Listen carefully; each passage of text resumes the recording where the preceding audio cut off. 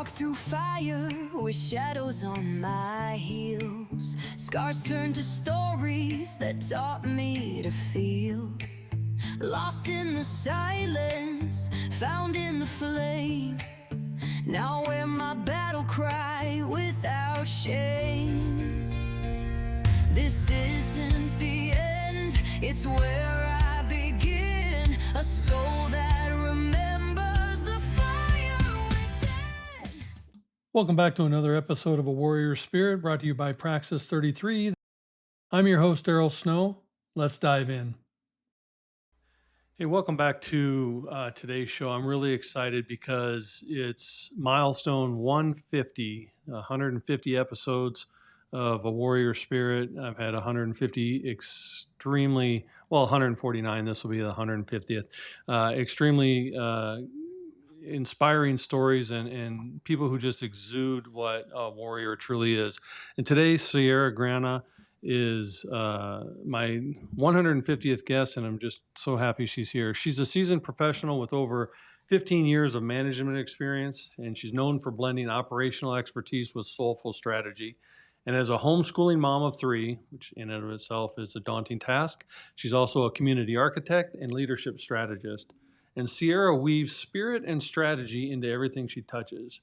And she's renowned for simplifying the complex, and she brings a human touch to both the spiritual mysteries of life and the practical realities of business. And that is right up my alley and my kind of person. So, Sierra, thank you for joining us today.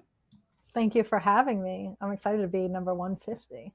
150 is a huge milestone, and I'm excited to have such a guest who's aligned with what I do in the spiritual realm and the business realm. It's that my tagline I often say is my coaching business is where the woo meets the work.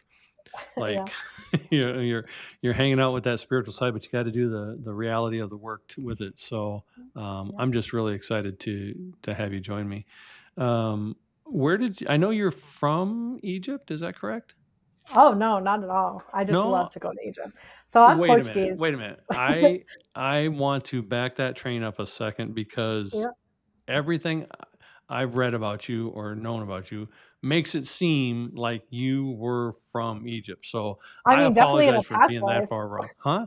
No, maybe in a past life. No, you're good though. Yeah, maybe I read your past life. I don't know. I'm so sorry to be that wrong Oh, you're good. because I get like no people when I go to Egypt, they're like, "You're Egyptian." I'm like, "Nope, I'm Portuguese." Portuguese. There you go. Well, my Yeah. wife's Portuguese. So Oh, even better. what part of Portugal? Portugal. So my mom is from Azores, and my dad's family comes from Madeira. So. Oh my God. My wife is from the Azores and her family Oh, lives in Madeira. Like, that's funny. that's hilarious. Were you born in That's the Azores? No, I was born in Massachusetts, so I'm an asshole. Can Okay, I swear on this now thing? this is where it's getting too weird because my wife was born in the Azores, Yeah. and when she was 3, they migrated to Boston. Okay. So she's a Massachusetts too. So I was born in Fall River, which is like Little Portugal. And Okay. then so that's south of Boston. And then I lived in the Boston area most of my life Okay. until adulthood. Yeah. Yeah, she actually grew up in the Salem area, but there's a Okay. Peabody. Peabody. Yeah, Yeah. I lived in that area. Yeah, and you know if you're from the East Coast or not if you say it Peabody or Peabody. Yeah, Peabody. Peabody. It's like Yeah. it's like three letters. Yeah. PBD. Yeah. So are you a only child? Nope, I'm the second oldest of 5. Second oldest 5. So what was it like for you growing up on the East Coast and Oh. outside of Boston? So, I mean, diehard Red Sox fan. Sports was life. I was the second oldest of 5, but my parents divorced when I was 8. So I had 3 younger siblings when I was 10 and 11. So I basically helped my mom raise them while I was going through high school. But New England, I mean, there's so much history and so much tradition.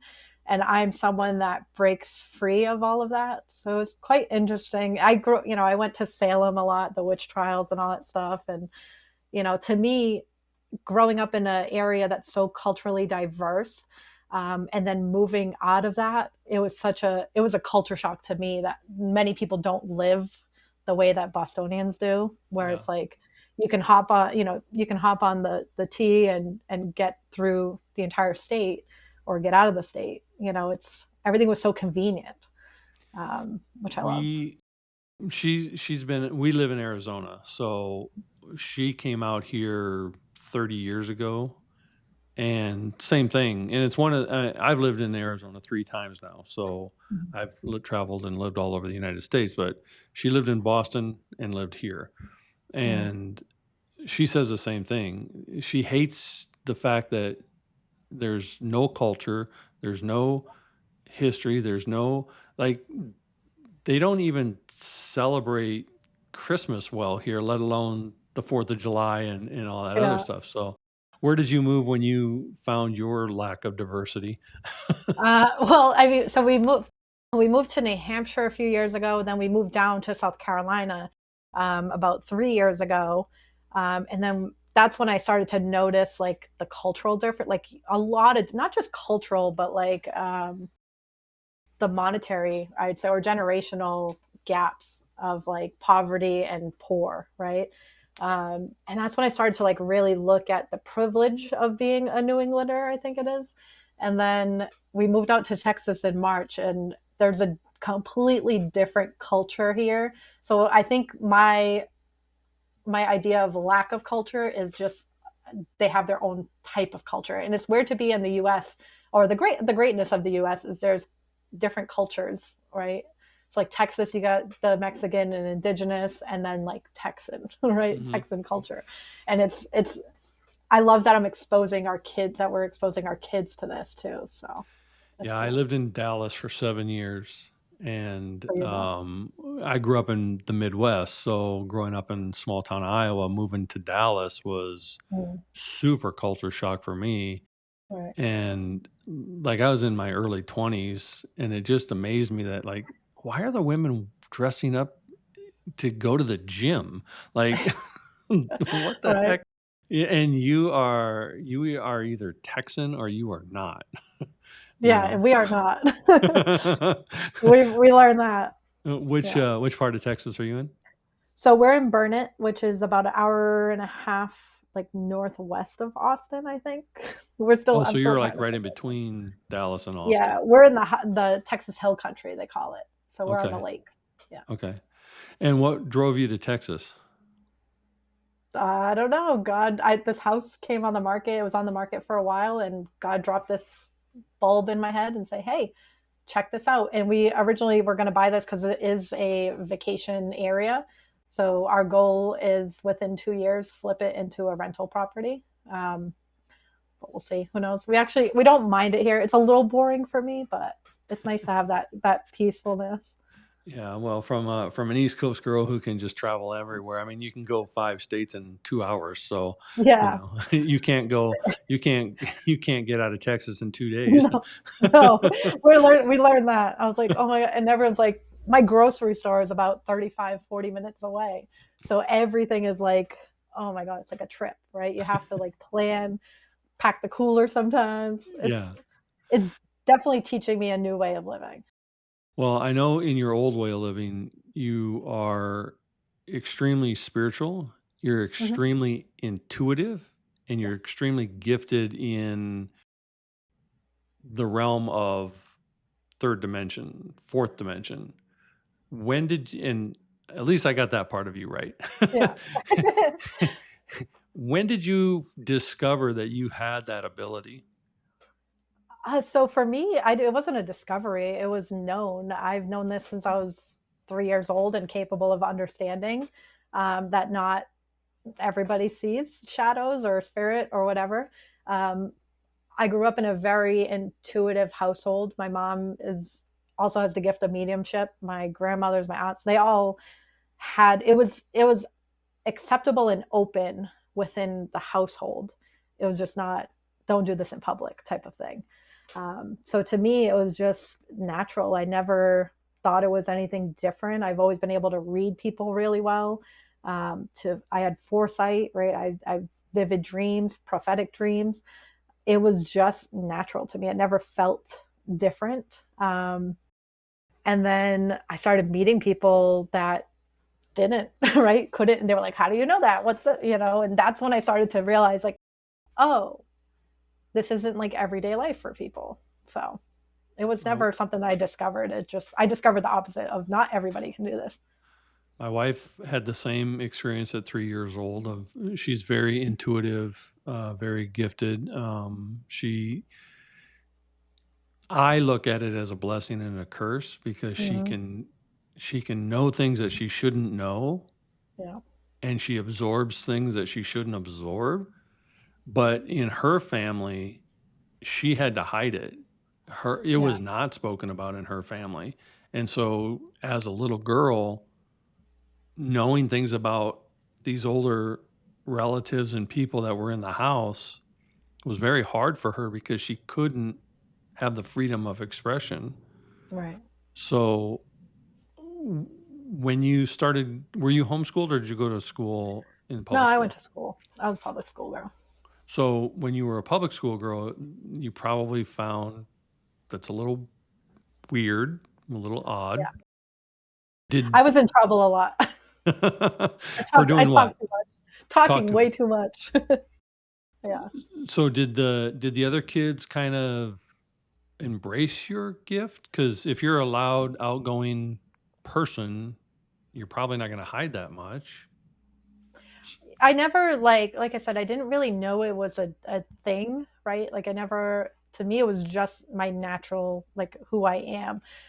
But it looked different, right? I wasn't sitting there talking to like people who weren't there. I was more of the kid that felt I needed to support kids. And I was like the confident. I was friends with everybody. I was somebody that other people felt comfortable coming to me. And I feel like I've always been doing healing work in some aspect. And it started in school. I was kind of the teacher, right? But the talking, it was because I was constantly trying to help other kids. I could feel something was wrong with this kid. So I talked to them and get them to laugh. And then I was in detention.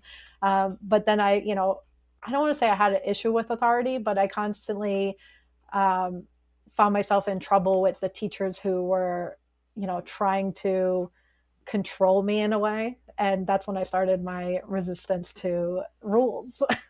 um, Did and that's that kind of how it went.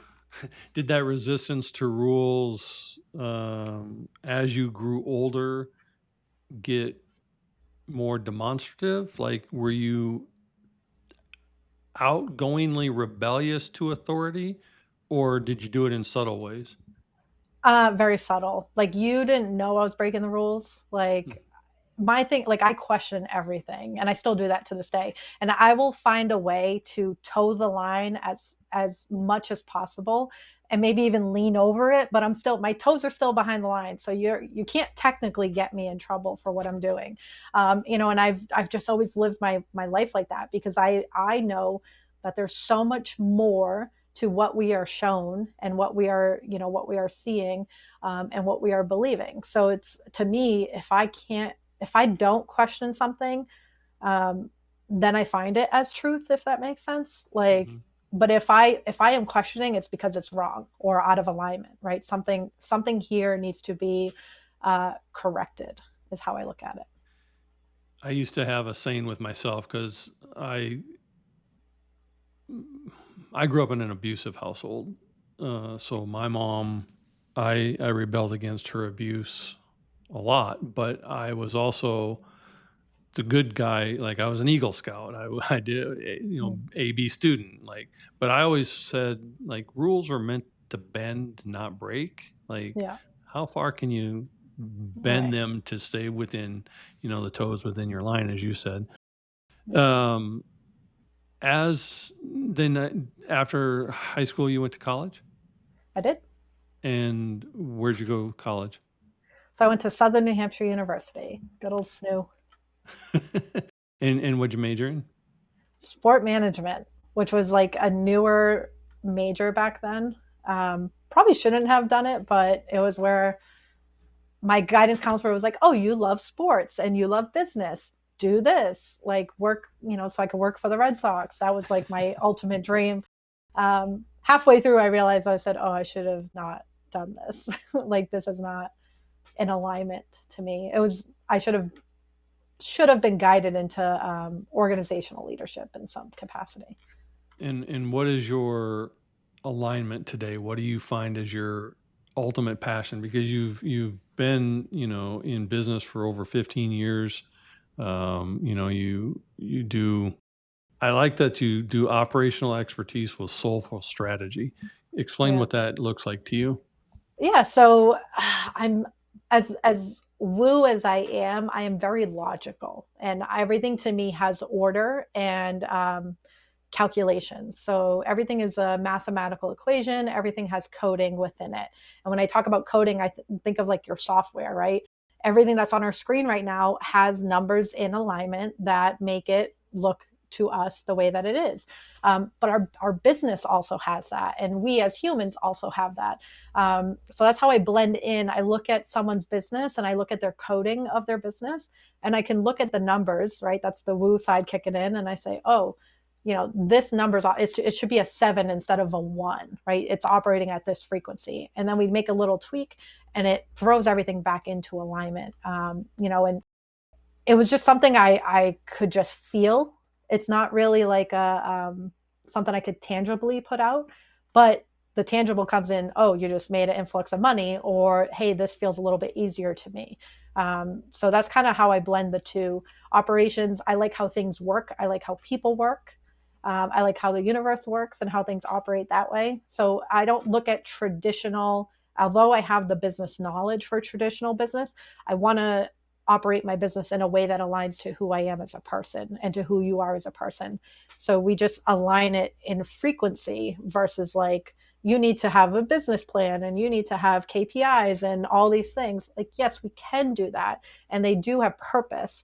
But there's something to say about leading with passion and heart and intuition that's going to bring you much further in life. So I try to have a balance of structure and then ability to have flexibility.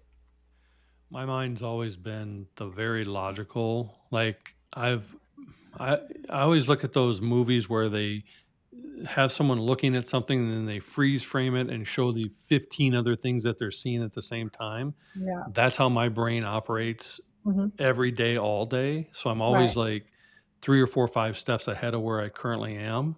Hmm. And I started to embrace the spiritual gifting side when I met my wife, because then I was allowed to also do that part, you know. Yeah.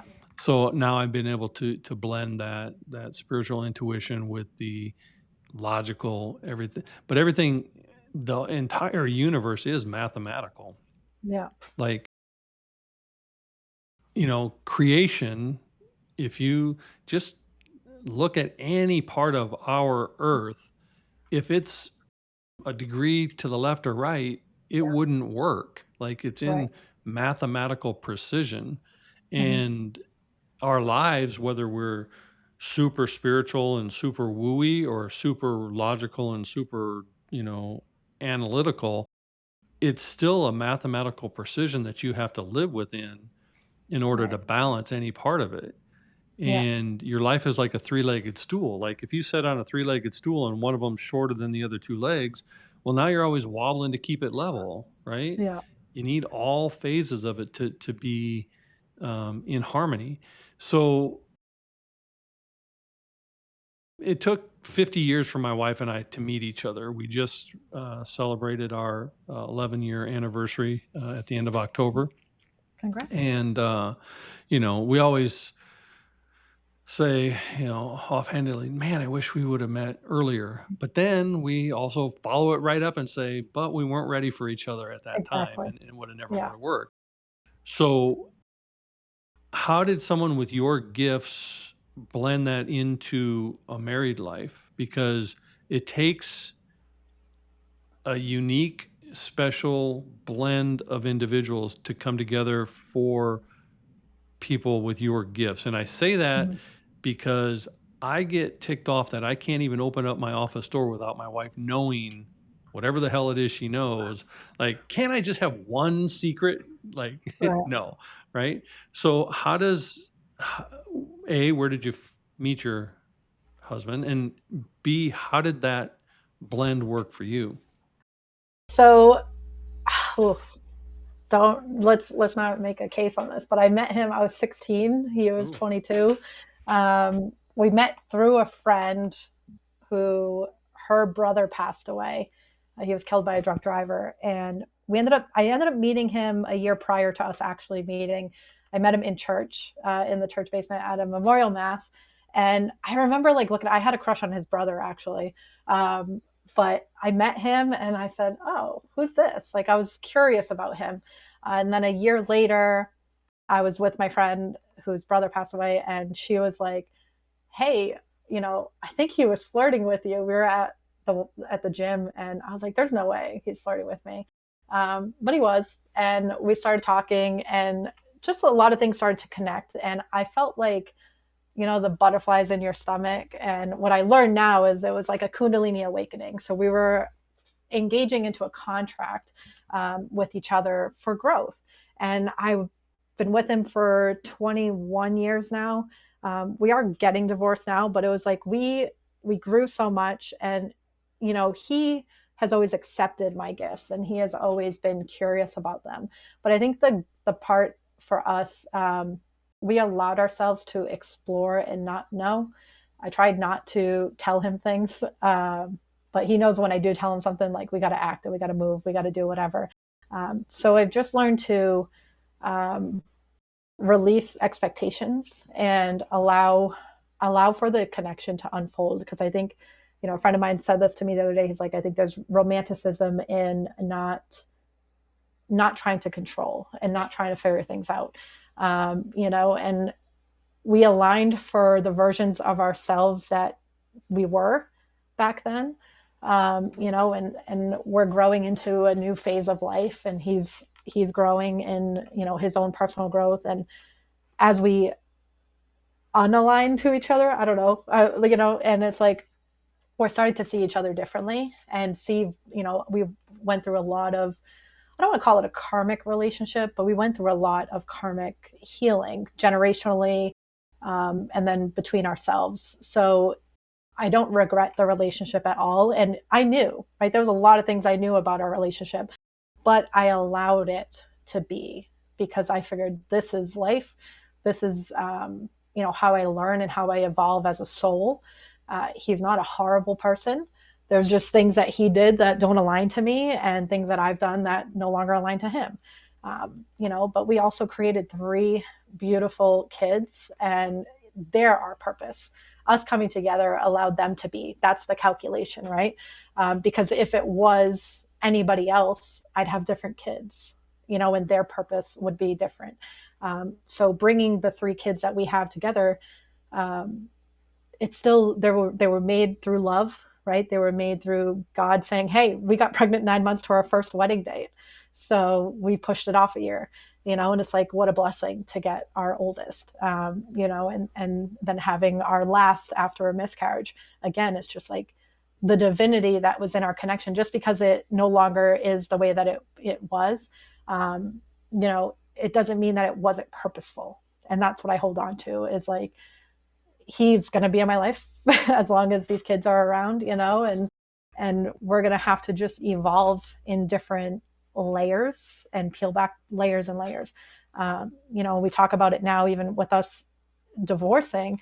I'm like, if I do meet someone, they're going to have to like you too. Like, they're going to have to get along with you, because he's going to be we have a 2-year-old. So we at least 16 years, to have anybody come into our life, like they have to align to our family, because our family unit is still intact, just the marriage dissolved. And that's a beautiful gift that you guys are giving your family, is that even though Yeah. the relationship is dissolving, the family unit is staying together, and that is so Yeah. rare in the dissolution of a marriage. So, Yeah. that says a lot about both of you guys to be able to do that. I find it interesting that you talked about karmic relationships, and I know that through my wife and I's healing journey, it's been karma based. But when she was in her early 20s, she was in Lisbon, and saw a shadow of a guy walking into a store, didn't even fully see his face. And she's like, "Oh, there's my husband." Yeah.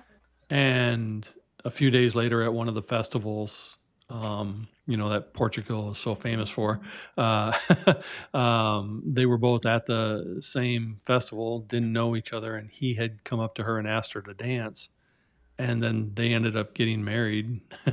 Like, you, those things are real, and you don't, Hmm. like, she didn't even see his Yeah. face, and she knew that whatever walked by, that was her future husband. Yeah. And they had a son, and we she and I were just talking about it yesterday. The whole purpose of your guys' relationship was so David could come into this world. Yeah. you know it didn't last as long as you wanted it to, and it wasn't there, but David is here because of it. Hmm. And our karmic journey is for a different purpose. So Yeah. some people, they're meant to be together the entire lifetime that they're here. And Hmm. sometimes this is just one of the many lifetimes that they're going to be together. Yeah. So, you know, It's um, funny. It's funny you say that because when I was 13, I dreamt of my three children, and they look exactly how they look now. And my husband came through the door in the hospital, which when I replayed it, having my third, I saw it, right? I saw him come through the door with my two older kids because I knew my kids were older when I had the third.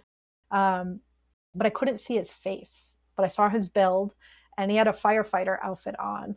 And now, his grandfather is actually was a firefighter, a Boston East Boston firefighter. So it, like, things unfolded into that reality, right? And it's like I was 13 and I knew that that was going to be my life. um, and now, like, I still know who my divine partner, or how my divine partner feels.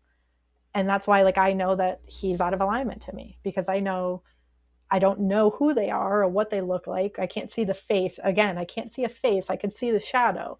um, and I could feel them. But again, I think that's the beauty in allowing things to unfold, right? Like, God is in control of everything. And I always said Matt is my life partner. He's still my life partner. We're still going through life together, just, without conditions. and I think too many people try to control or force what they think that vision is supposed to be, and they don't Right. let God reveal it in His way, Mhm. in His fashion. They try to put their own timeline onto it, Yeah. and makes it tougher. I Yes. want to talk to you a few minutes about a couple of these things. This is a book that you contributed to, Echoes of Yeah. Love. Just Uh, came out. yes, describe this book. So, I was on this entrepreneur show called The Blocks last year. My season should be airing soon. But a woman in the group posted, she said, I experienced a miscarriage, and I'm putting together a book of women sharing their story of their miscarriage, to be, to help women. Because with miscarriage, there's not a lot of support around it. It's a very quiet experience for a lot of women.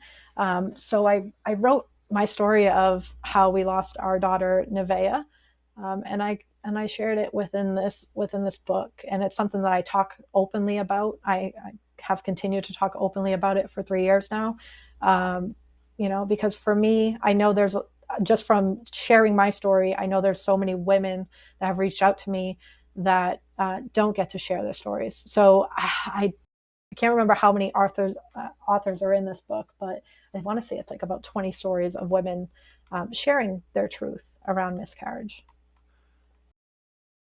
The sad reality about miscarriage, from the outside looking in, obviously, I'm not in authority to speak directly about it, but it is silent. It's not as allowed to grieve as losing a child, or losing a family member.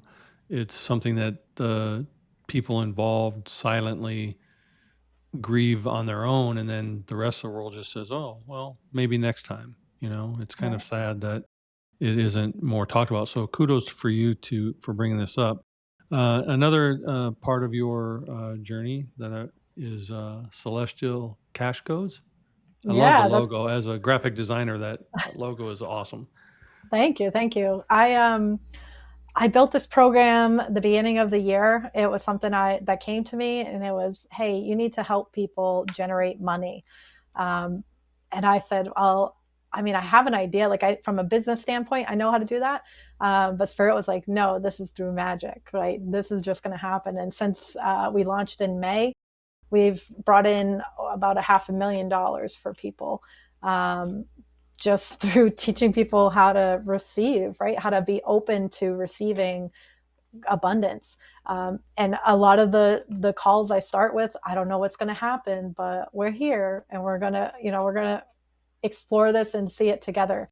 So we do some basic subconscious rewiring around money stories, and we work through clearing out space in order to allow more abundance to come in. Some people have been gifted $10,000 check in the mail for no reason. I've had people win free trips and win free things. So we kind of count every penny, just to share gratitude, for what we are given. And that's the primary focus of the group is, can we celebrate you, and can we sit in gratitude for everything that we have? And in my experience, with my own clients, the part of manifestation that they struggle with is being open to receiving in whatever Yeah, form it comes. Again, it's right. that predetermined ideation that they have. And if you're sitting with two clenched hands, where are you going to put the where are you going to put the intake? You got to Exactly. open up and be open. Many people are good at giving. They're good at Yeah. helping others. They're good at everything. But when it comes to receiving for themselves, manifestation for them becomes a hope and a wish, and maybe someday. They don't have the belief that they deserve it and open up Right. their hands to receive it. Has that been your experience? Yeah, and it's so funny because every time I post about how much money we've brought in, throughout each month that we've done this, everyone's like, "Where's your piece? Why aren't you getting a piece of this?" And I'm like, "That's not the purpose of this program. I get my abundance in the ways that God gives it to me."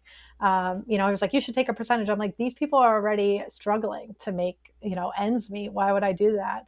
It's This program is about giving. It's not about taking for me, right? So I try to not control, and I just trust, and I trust in how this program gets put out there and the work that I do within it, that my abundance will come when it's meant to come. But And yeah, I do see that a lot with people. that's a very big key, is that your abundance will come when it's meant to come, because you're starting with service to others. Yeah. And I've said on other shows how I used to pray incorrectly, because I'd be like, well, I'm doing good. I'm doing good. I'm doing good. Where's mine? Like, Yeah. God, I'm doing good. Where's mine? Like, and I said just the other day on a show, I was like, I was using them like an ATM. Like, you're not my ATM. I'm just supposed to be doing Mhm. good to do good, not to, for what it's supposed to bring me. And oddly Yeah. enough, the abundance has started to come when I let go of the where's mine.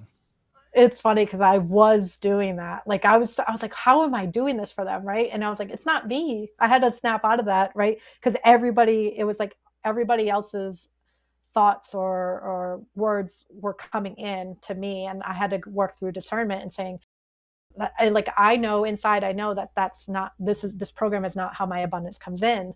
But I'm human, right? I was getting frustrated. I was like, where's mine? And then a friend of mine, good old Michael Faber, reminded me. He's like, sit in gratitude. He's like, don't you want your people to win? And I said, exactly why I'm doing this. And that brings me to this other piece that you have, the architect of soul, structure, sustainability, and community, social agency. Yeah. Explain this one. So social agency is my business. It obviously is about having sovereignty over your path, right? Allowing things to unfold the way that they unfold. But that is actually my new membership that we're launching next year, called Social AF.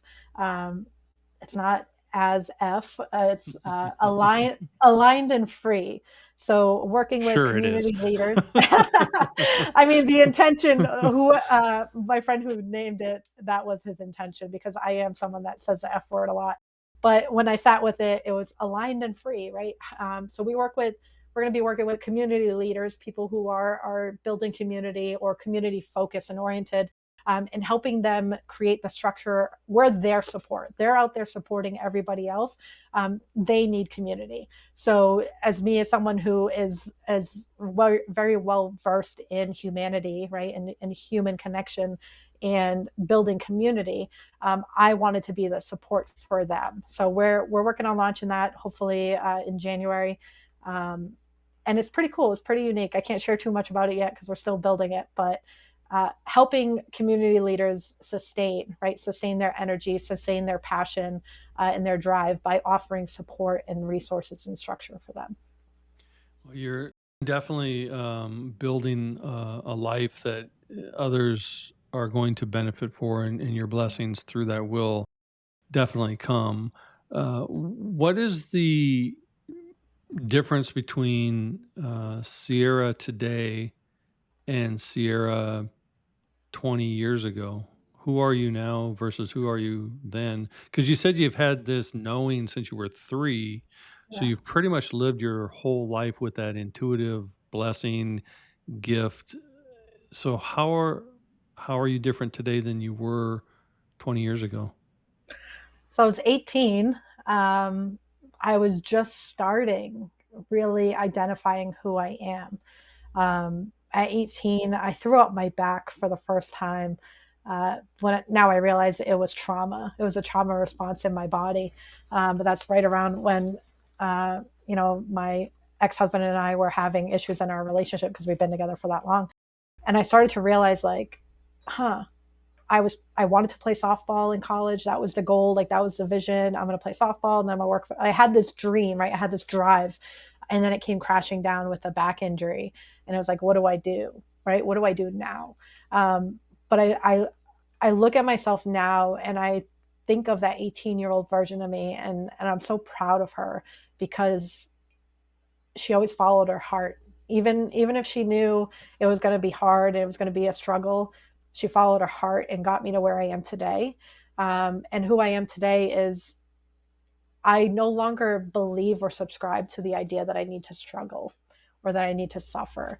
So all her suffering and all the pain she went through, I no longer subscribe. I no longer allow that in my life. Right. So moving forward, the version of me now 20 years later is a woman determined to live the most abundant and fulfilling life. I don't need to suffer anymore. I don't need to try. I did enough suffering, and now I get to fully live in alignment to my soul, which is an abundance of joy twice over. And what does that look like to you? What does your current abundance look like? Because we all know what suffering looks like. We all have had our version of Mm-hmm. suffering. So what does joy look like? Because that's harder to describe for most people. Yeah. For me, travel is huge. I love to travel. That's like the physical, tangible of joy for me, is traveling. Like this. But yeah, yeah, I'm definitely, listen, I'm heading back there in January. You should come with. um, but it's being able to live in my most authentic, expressive, multifaceted self. Like, I am creating and operating from pure desire. Like, I no longer have this. I mean, I still understand, like, yeah, I got to pay bills and yeah, I got to do these things, like the very human experience. But I'm allowing myself the freedom to just be joyful, right? To laugh and have fun and not take life so seriously. We have enough examples of that. What would life look like if you were living in joy, right? And from desire, doing the things that you want to do. That's something I always did as a kid. Like, whenever I wanted to do something, I'd just go and do it. And we forget that along the way. So for me, it's getting back into that inner child and saying, "Hey, you want to go toss a baseball around? Let's go. You want to go down? You want to go down to the water? Let's go." Like, I'm allowing myself to just be, and to just be whatever emotion I'm in throughout the day, even if it's a shitty emotion. Like, I'm going to let myself go through it because that is what I signed up for. I signed up to be human, and that's kind of where I'm at. It's just whatever it is, it is what it is. How much of that came from your actual journey and growth and knowledge that that's how life should be lived? We should live like I'm so like I'm 60, so I'm the get off my lawn guy. I'm like right, but I also know that life is meant to be lived with joy and happiness, and we're not designed to grind it out 24/7 and then wait for someday to Mhm. retire to enjoy the life we're living. Supposed to live it along the way and enjoy it along the way. How much of you learning that came from your own inner healing from whatever those traumas were versus having a 2-year-old who is showing you what pure joy actually is now? So I actually was just talking to a client before this call about that. I was like, why are you waiting around to be 65 and retire and then experience life? And I knew at 30, that's when I leapt into entrepreneurship full time. I said, I can't live like everybody else does. But my 2-year-old in human design is this kind of like a astrology natal chart. Human design is kind of like your purpose, what you're here, how you operate. And my 2-year-old is a reflector, which is 1% of the world's population is that type. And so she is a mirror, right? Like she a reflector. They just mirror everybody around them. And I'm a generator, so I create energy. But my incarnation cross is vessel of love. So I am supposed to just be this vessel of love. And when I look at her, I feel my love that I give out into the world. And I look at her and I just say, wow, this is a gift that you're bringing to this world. Like, how special are you? And she has shown me just by existing, right? Yesterday we went for a walk and she's playing with a stick in the mud in the puddle. And I was just like, everyone's like rushing her on the walk. And I was like, let her play. What are we rushing back to go sit on the couch? Like, she's fine. Right. And I think that's what it is. It's like we get so lost in the go mode that we forget how powerful the stillness can be and how powerful it can be to just play in the mud, right? Play in the puddle, get dirty. We're trying to really raise her in that, not like she hasn't been really into religion. She hasn't been indoctrinated into schools like daycare, none of that stuff. She is free. And to watch her grow and be unrestricted almost, it's like we would be such incredible. I mean, we are incredible human beings, but we would be that much more incredible if we allowed our sovereignty. And that's what social agency is about. It's keeping you in or putting you back into your authentic sovereignty of God brought you here for a reason. What is it? Yeah, go live your purpose. As a sports person, you'll appreciate this. I grew up in the Midwest, so the Minnesota Twins were, our local team. And Joe Mauer, you're familiar probably as a baseball fan who Joe Mauer was. He's a Yeah. Hall of Fame catcher for the Twins. But he tells a story of when he was younger with his brothers and they were out wrestling on the grass and his mom came to the door yelling, you're stop doing that. You're going to get your clothes all dirty. You're going to ruin the Yeah. grass. Stop doing all that. And his dad turned to his mom and said, let them play. Are we raising boys or are we raising grass? Like he had that automatic discernment of Yeah. you just got to let them, enjoy life. And Yeah. as a homeschool parent, how do you find your experience in school versus what your kids are learning as a homeschool? Like, do they like their principal? No. um, Only so during recess. right. So the first year of homeschool, I was super strict. Like I had curriculum made up for them. I had a schedule. I was like, this is, they can't be behind and they need to learn and this is what they need to do. And I stressed myself out. And it was, right after our miscarriage too. So it was just doing too much. And my friend gifted me the phrase like, you don't need to do anything when you're homeschooling. And I was just like, what do you mean? She's like, everything is homeschooling. And I said, all right. So the second year, we allowed them to kind of lead and do what they wanted to do. And we put them into like a nature school once a week. And we started to see all of the ways that they were learning. But the thing is, like, they were learning more emotional intelligence than anything. And now we're on, I think, year 3. I don't even know. And like, my kids are cooking and they're doing dishes, and my oldest teaches the youngest. Like, she taught herself crochet and made a business out of it. So for me, I look at things and I'm like, I needed this as a kid because I was creative and I was constantly moving. I had too much energy. So sitting in school did not have benefit to me besides the social aspect. That's all I needed. And to watch my kids mature so quickly with homeschooling, because a lot of the homeschool kids that have been homeschooled forever are so emotionally mature, like more than I am. And I was just like, whoa, and it's like, I wish that, I know it's not financially feasible for everybody. I mean, it's really not for us either. But if you can gift them that, like if you have the ability to homeschool, I highly recommend it because it teaches you so much more about what is necessary in life. Like they play. Like my son will play video games all day. If he wants to go and be a video game engineer or whatever, like so what? Like he's finding things that he loves, and he could do math so quickly, like not the way that they teach in school. And I just look at him like, how'd you figure that out? And we allow them to figure life out.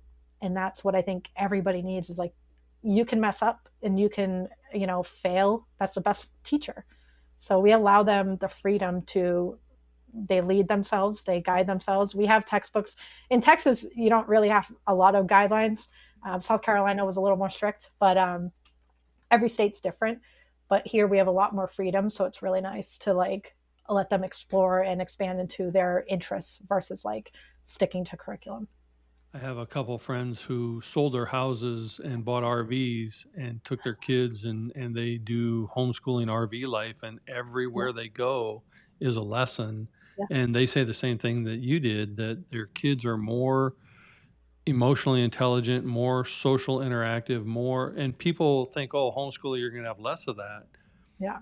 but you get away from the bullying and you get away from the, oh, you got to sit 8 hours. Not only you got to sit 8 hours and shut up, you have to sit 8 hours and then go home and sit 2 more hours to finish the work that we didn't give you during those eight Yeah. hours. So they Right. train you how to be a corporate slave, because that's what Yeah. you're going to do when you graduate, versus Right. being a self thinker, which is what you're going to do in life, Yeah. right?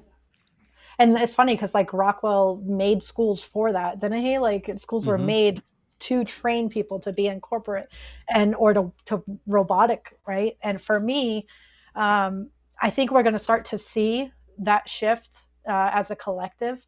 I see us really getting into untraditional schooling.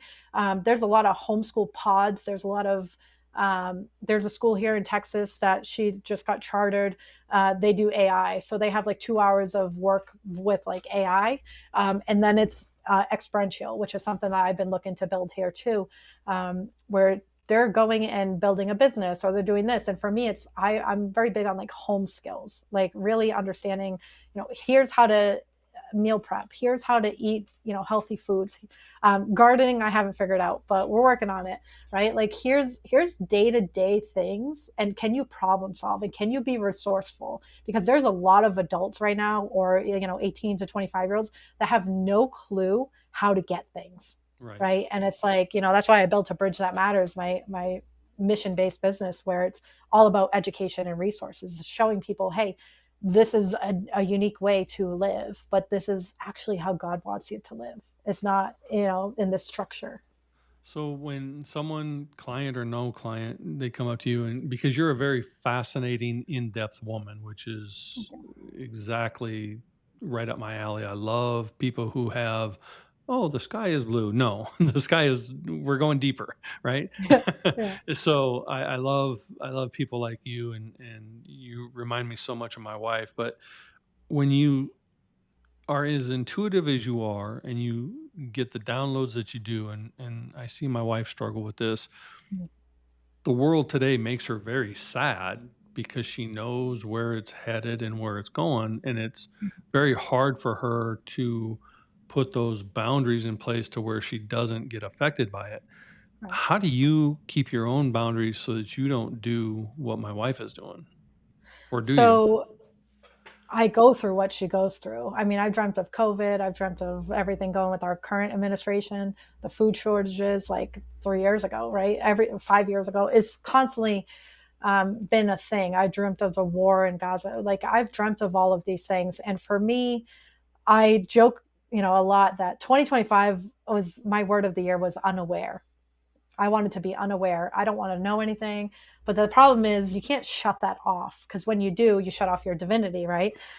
So I've learned to receive the message and then not hold any energy towards it. I allow it to just be the message.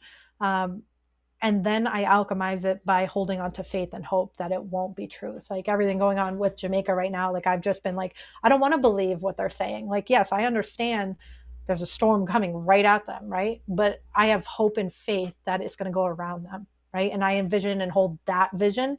So yes, you're always going to almost see the negative visions of things. But I've also seen a lot of positive too, right? Harmony and peace and a world that gets along. There's timelines everywhere, and it's within us. What are we going to create? What are we going to hold? So I focus on what can I do and how can I do it the quickest way possible to get it out there. And that's why like I have celestial cash codes where I'm, putting money back into rotation. I have a bridge that matters where it's like, hey, here, what did you do? How did you get to where you are? Let's share that with people. So it's creating the story that we want to have and the one that we want to live. And for me, it's like, loving on my kids and loving on people and just being the light is what all we can really do because the world is full of darkness too. So, what do you want your legacy to be? That's a big question I've been like asking myself lately. Um, I want to be known for doing the things that nobody else would do, because it meant that I'm living in alignment to my soul, right? I'm not here to live like everybody else. And you're not either. But if I could inspire and move an entire generation into alignment with God's love and the original creation of earth, like why earth is here and why we are here to experience it. It's because God loved us or loves us, right? Loved this world enough to create it. And we're the ones destroying it. So I think if we can just shift, if I can just spark a little bit of joy and a little bit of love into some people, hopefully that ripple, hits. So it's just kindness, just being kind to people. That's my legacy. Well, you're so far doing a great job of that, and it's been a thrill having you here. We're both part of the Prospera TV network family, and your show is coming soon. What will it be entitled? Bring it to the table. So multi-generational conversations about hard topics. And I hope you go deep and not just the sky is blue on that. And Definitely. we look forward to seeing it on Roku and all the Prospera Network applications. So thank you for doing this with me today. I adore your energy and who you are. And you mirror my wife. It's like having a conversation with her. So I appreciate all of that. But thank you for being guest 150, and thank you for the light you bring into this world and all that you do, and many blessings upon you and your family. Thank you. Appreciate it. And if you'd like to connect with Sierra, you can do so on her website at soulcalagency.com and on her social platforms, Facebook, Instagram, and LinkedIn. And as always, thank you for joining us on this edition of A Warrior Spirit. We're now on all the major platforms as well as Roku via the Prospera TV app, so be sure to like or subscribe to catch all the episode. And as always, the journey is sacred, the warrior is you, so remember to be inspired, be empowered, and embrace the spirit of the warrior within. It's not just about the fight, it's how we rise from it.